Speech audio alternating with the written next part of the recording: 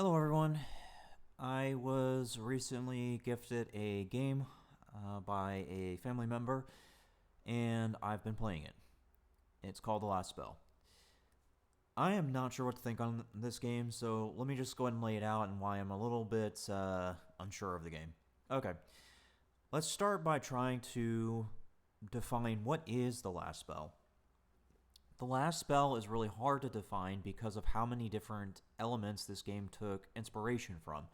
It has elements of Darkest Dungeons with the trait system for the characters, their level ups, and things like that.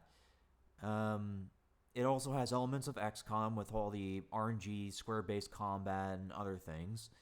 It has some element of tower defense because you use people to defend a town. It's very much to defend the town against a horde of monsters and zombies. Given that it has three different elements, it provides a really weird playstyle, but sometimes interesting.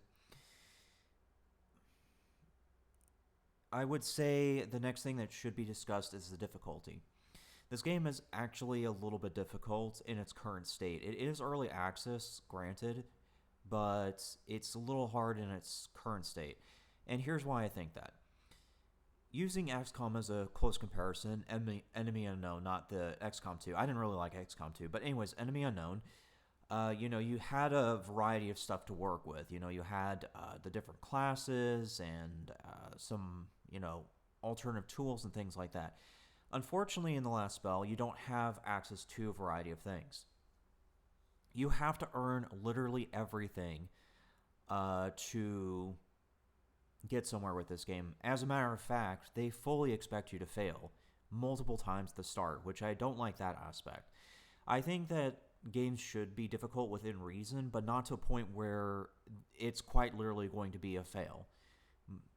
Not just once, but multiple times to get to where you need to be. But anyways, you have to earn everything, and even then, you only start with set classes. The game doesn't have a variety of classes yet. As it stands, you only have the archer, the mage, and a swordsman. We'll go and get into that now. Let's talk about classes, because this is kind of touching on not just the difficulty, but also where I think things are making it complicated, at least for the entirety of the gameplay. Okay. The people or classes that you get have access to different weapons, and those weapons have different skills involved with them. For example, if you were to use the longbow with the archer, you would get skills related to long distance shooting, obviously, but more importantly, skills that are very high damage and single target based, more so than some of the others like the short bow, which are meant for area effect and rapid attacks. The swordsman in question, the problem that I have with it and why I think that it adds the difficulty is because it's a class that's reliant on mobility, which means you have to be on top of how many squares the swordsman is away from the enemy and things like that. Starting out with a class like that, I don't think is a very good idea, just because those kinds of classes where you have to be really on top of moving, the squares involved, the mental math that comes with all that, yeah, that's just a bit too much for some people, and also it's just a bit too much for the start. I can understand putting in those advanced classes where they reward you for, strategizing and being on top of your skills. I think that's fine to have in the game, but you have to balance that with some sort of class that's a little bit easier to use. For example, in this case, let's just say you could throw in the knight. The knight has very high armor. It's good with shields. Has a cleave attack that hits 3 squares in front of it or behind it.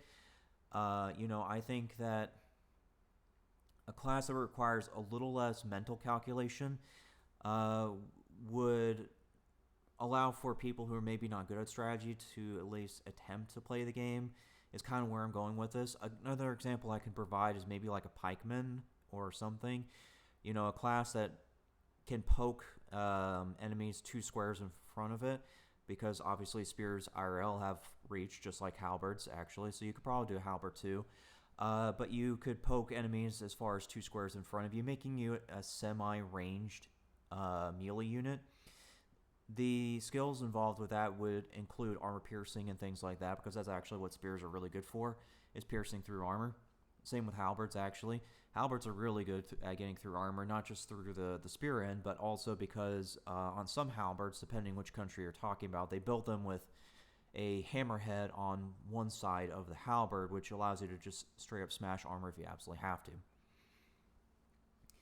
But yeah, so that's kind of where I'm going with this, is the starting classes are a little too complicated right now, and I think that maybe they need to add more simple classes and, kind of make it a little bit easier to handle this game. But anyways, that's my little rant on the classes. I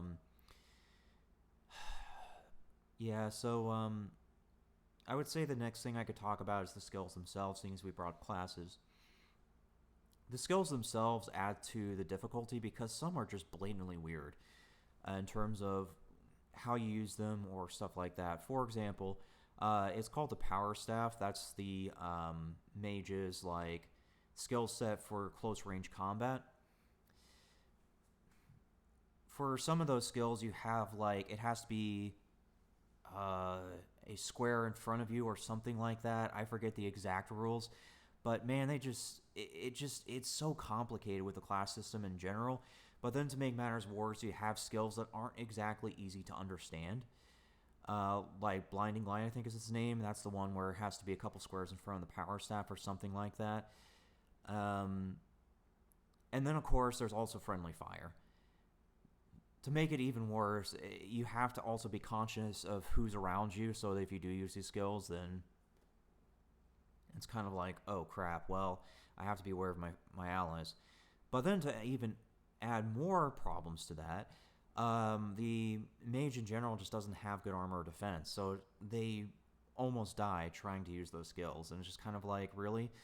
If you're going to make something like that, then make the skills fit the class, right? If it's a battle mage, it should have a little bit more armor, is what I'm trying to get at. So, I don't know. It's just kind of like, when you add up all the different problems where with this game, you have to earn everything, the classes aren't exactly friendly, and then you have not so friendly skills on top of that, it's just it's really hard for me to have an opinion on this game, because it's kind of like, it seems like to me that they can do better, or at least make it a little bit friendly. If they don't want to do that, then I think they should be at least open and honest about that and say, hey, we're trying to shoot for a Dark Souls-like RTS, or actually turn-based, I'm sorry. We're trying to shoot for a Dark Souls turn-based strategy game. And if you say that on the description, then cool. That gives me a heads up that, you're doing something difficult, and it lets me know to avoid you until you, do something that's a little bit easier for me to handle, because I'm not really good at strategy, I'll be honest. I got really high rank in StarCraft, but to be fair, StarCraft was a little bit more straightforward. If you had an enemy that, responded with X, you responded with Y. I mean, it was really straightforward, so there wasn't that much involved. But with this, it's kind of like you have to figure out something with what little you have, and I'm not really good at that kind of strategy. Once something is set in stone like StarCraft was, and I can just follow a certain procedure, then okay, I'm fine with strategy. But when you expect me to figure this all out on my own and make do with what little you have, it's not something I'm really good at, I'll admit. So I think that there are going to be other people in the same boat as I, and perhaps they just need to be a little bit more upfront, is all I'm saying. But that's really all I can say on this until, more is shown, or, they add to this game. Oh wait, I'm sorry, I forgot. This actually is playable on Linux. Let me tab over. The last spell is rated platinum for Linux, so that's really good to see. I would personally like to see more games that are Linux ready. With NVIDIA announcing DLSS coming to Linux, I really think that now's the time to push for Linux gaming, and I'll do my part whenever I talk about a game to at least mention if it's Linux ready or not. And this one is. Okay, yeah, sorry, that's all I have. Thanks for listening.